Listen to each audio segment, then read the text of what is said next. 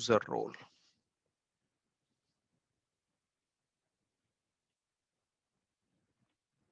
Any company you go, ever you do any kind of implementation, right? You will always have to deal with the user. But before that, you need to understand that what is your role? What is your counterpart's role? Which kind of people you will end up interacting? At least this is necessary for you to understand that who has what kind of responsibilities and why those responsibilities are in that particular manner. That is called a user role. So we will start with the first topic. In terms of user role, the first person who comes into the company is an end user. Who is the end user? The end user are the typically the people, right? um, End user people are the real user who are going to use the system. These are the people who are going to use the system. They would be affected if you are in a company, any existing company. Someone creates a sales order, someone creates a purchase order, someone creates the invoice. Who creates this? These are the people. These people are called end user because they are the one who has to use the system designed by us as a consultant. These are the people who has to use that. They are very important people, but you don't interact with them on the first day. Typically you will interact with these people when you are going to hand over the system to this people, okay, to end user, as part of the training, user training, as part of user acceptance training, because you are doing many of the changes. They have to approve that yes, they are fine with those things. This is when you will interact with these users. And many of the time in the support projects for issues and error discussion, that what is happening, why the problem is occurring. This is what the end user is. We deal with them, but on a limited basis. But then think of this. What is the next level? It is called key user. Now, who are this key user? Depending upon a wording, some people will call it core user. Some people may call it super user. In your companies, you may be hearing these words, and this is very generic, guys. SAP has nothing to do. Every system will have almost similar concept. This is a typical project implementation methodology, right? So key user, core user, super user, these are the generic name. These are the people who are business process expert.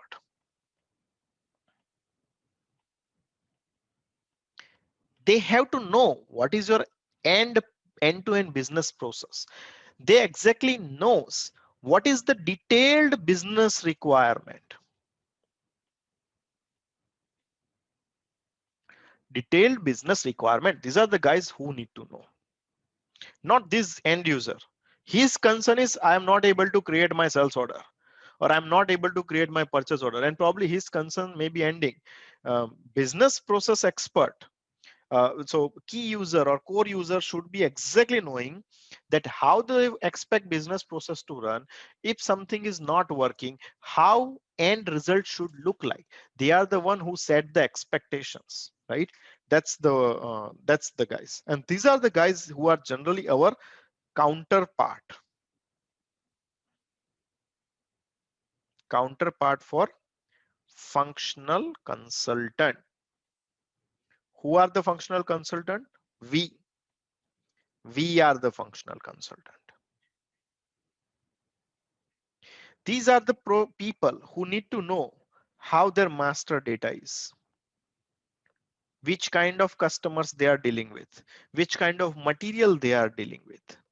And if ever the end user has a problem, whom he will go and approach? They will always go and approach to the key users. So this is the exact role of the key users.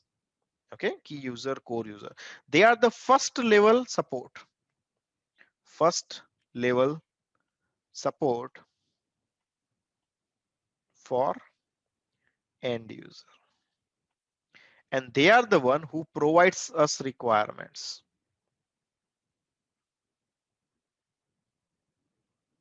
And every ERP system, not only SAP, every ERP system, this is the general structure.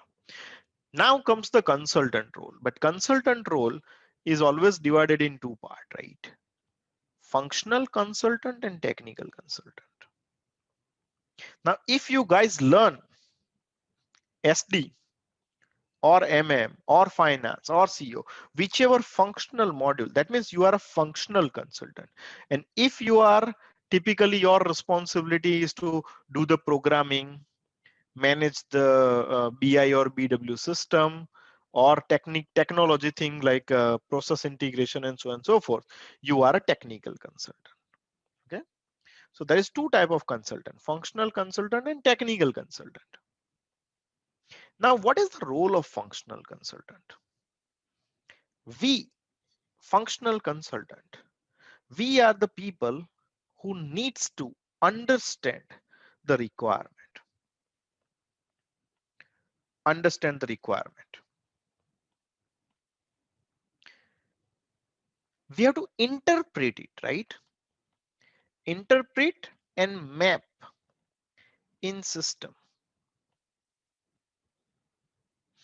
And then we have to implement it. One of the, so I would like to ask a question to all the guys. What do you think, what is the most important, like, characteristic of a functional consultant? What would you judge as a most important characteristic?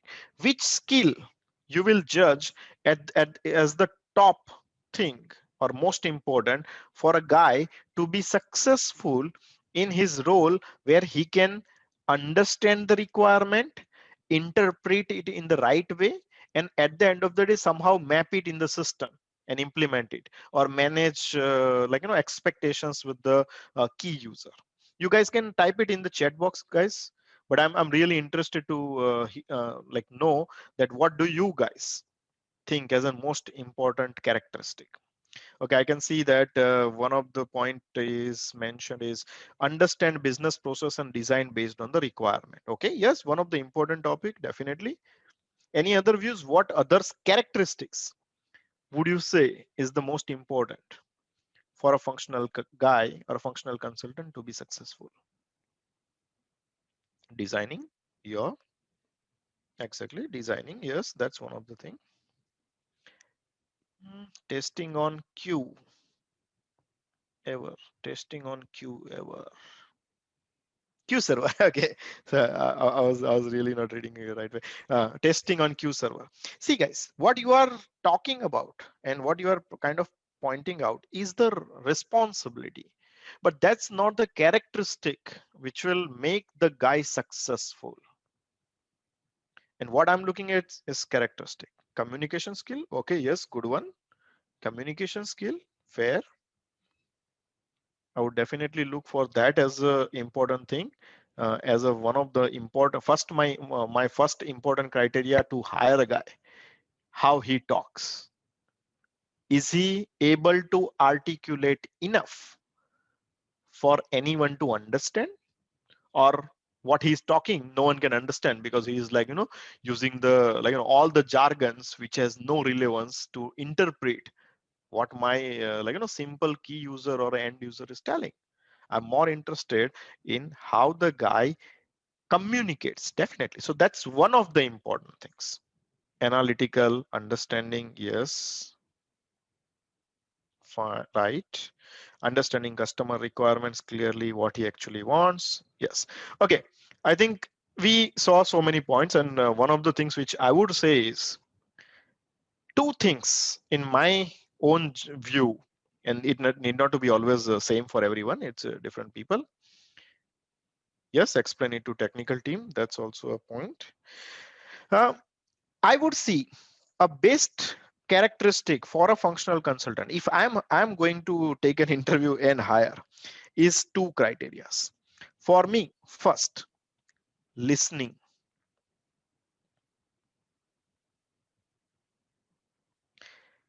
For me, this is very important.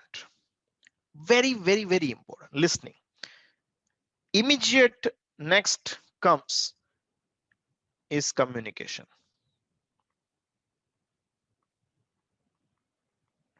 Why listening is important? The successful consultant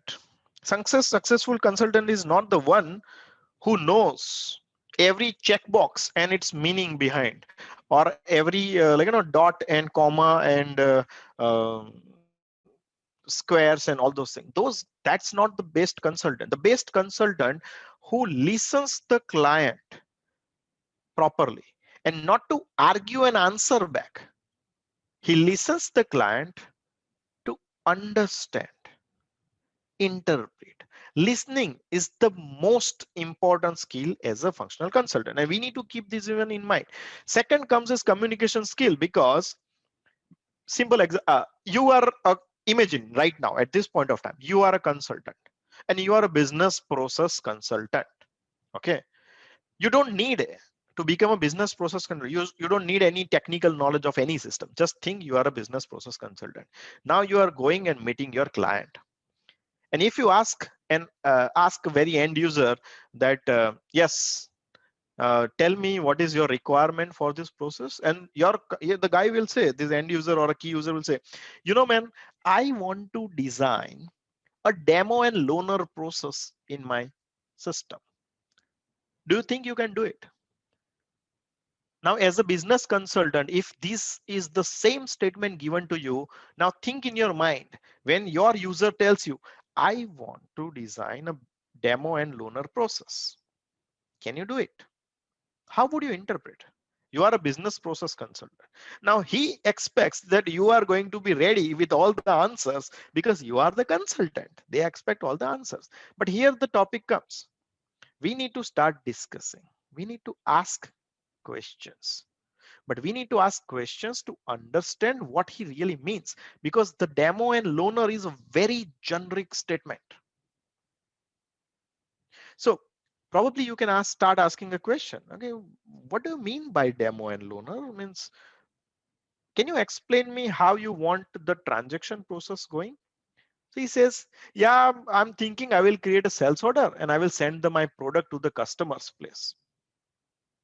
Okay, and I want to track it.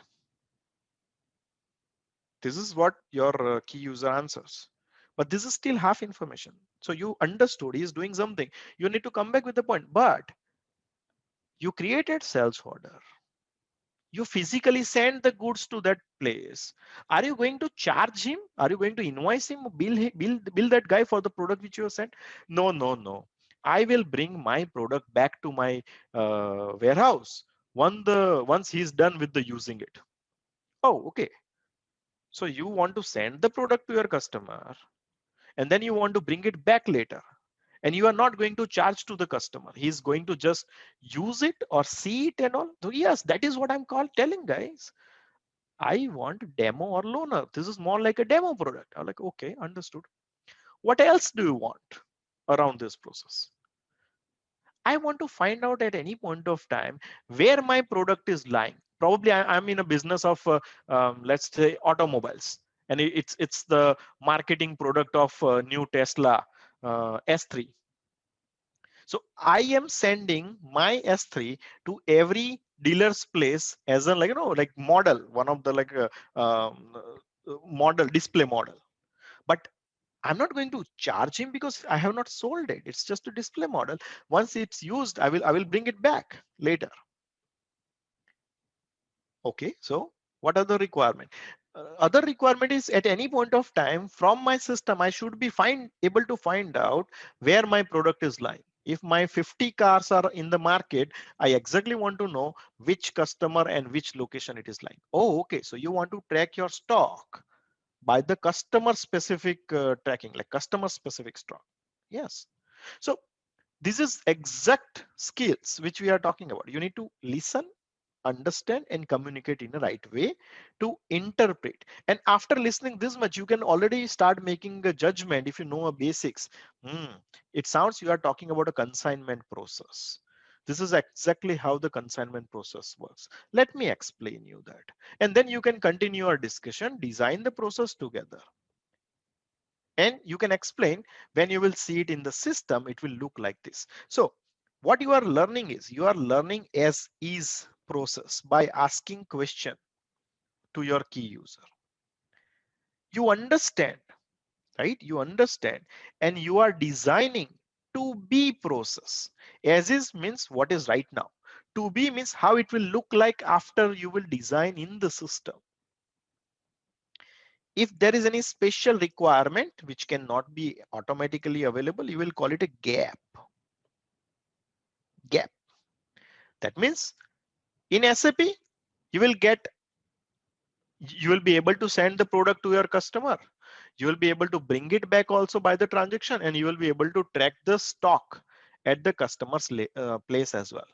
Okay, but I have one special requirement. I want to capture the depreciation because my automobile, my car is lying at this place just unused. But every machine has its age, it's getting depreciated, it is losing the value, and I want to track that, and I want to allocate it at the customer's name or customer level, whatever you can imagine, like insane topic. And then that's something which probably your system is not able to do, but that's a requirement, and this is called a gap which you will have to fit in.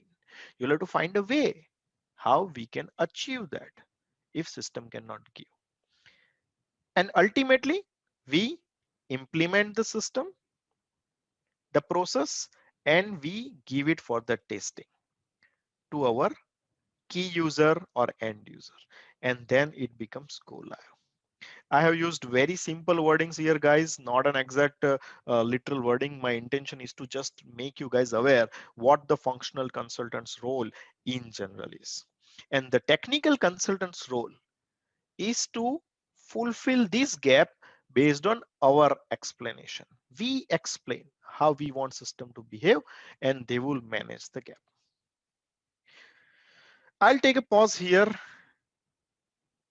If you guys have any question in terms of roles, user role, what do we do compared to what does our client or key guy or our counterpart does?